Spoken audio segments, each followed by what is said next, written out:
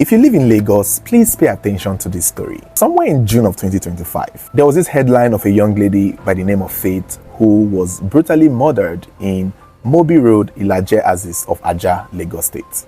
Faith had gone to see her boyfriend from what we hear, and on her way coming back, a group of men accosted her, attempted to steal her phone and snatch a handbag, as she may have tried to defend herself, and in the process, one of the men stabs her in the neck. No one helped her.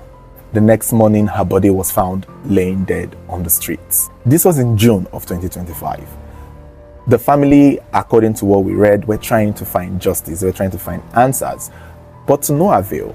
There was nothing the police could do up until now. I just recently read that she had just been buried in December. No leads, no suspects, nobody arrested. And the killers struck again on the 1st of January 2026. And this time, it's a young man by the name of Joseph Nana, a Port Harcourt boy who had just moved to Lagos.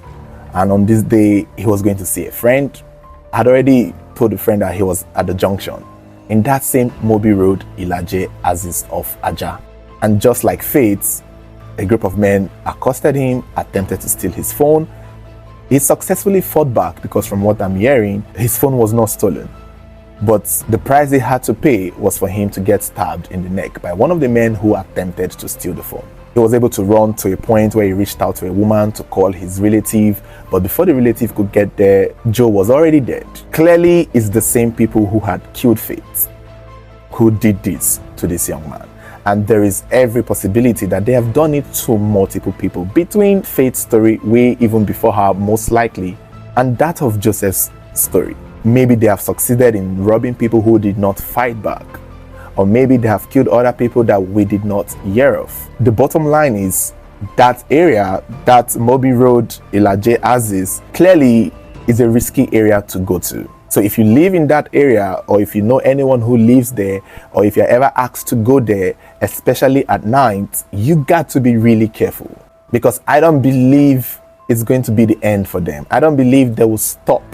I don't believe, it's almost like they are bloodthirsty. It's one thing to steal from somebody, it's another thing to kill the person. And I can put it to you that it's not like the armed robbers were trying to scare these victims.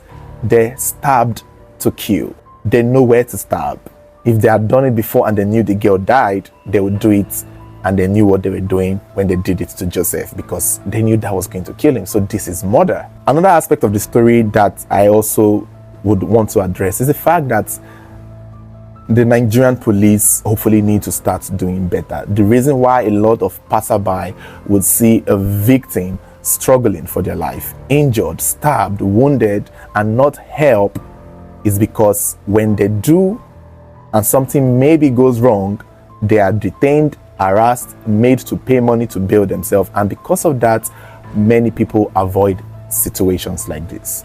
And that is why if you're in Lagos and you are ever in an accident, or somebody attacked you and you are in need of help, you may not see it. Everyone will most likely avoid you. And I think that was the case with Faith and Joseph. If they had had help, if somebody had come to maybe put pressure on the injury that had him bleeding to death, because he most likely bled to death, if somebody had assisted him, if somebody had quickly helped, he would have had a fighting chance. The same would have been said for Faith. I'm sure Lagos is a place where people don't sleep, so I am certain that people saw this attack happen. That I am sure. I don't think even if she was going to her home, leaving her boyfriend's house around 1 a.m. in the morning, somebody saw this happen. People would have seen it happen. It's almost typical with Lagos. It's kind of not news. And the reason why many people avoid helping people is the same thing. The police would make it about you trying to help. And the sad thing about these two victims is that none of them even lived in that Moby Road. They were either going to see someone or coming from seeing someone. So I wonder how the people who live there do. Or do the killers or these armed robbers know that these people don't live there? Because 2 deadly attacks in the space of 6 months indicates that these people base there. These armed robbers, they operate there.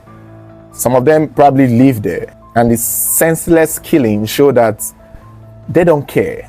Shows that they will most likely do it again. And Also, as a safety precaution, if anybody is asking you to leave your house to come and see them, especially in the middle of the night, and especially if you live in that neighborhood, if they're not booking your Uber, it's best to stay in your house, basically.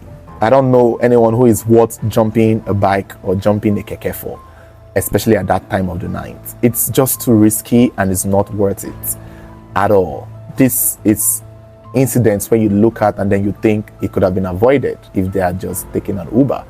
Maybe if her boyfriend had booked her an Uber to go home, that would not have happened. Or maybe if she slept over and waited till the morning. It's painful and it's looking like something that may happen again. And I hope people who live in that neighborhood or who are going to that neighborhood, especially at night, are at alert, because personally, I don't think these guys will stop. Yeah, you all need to be careful out there. I don't see these people stopping anytime soon.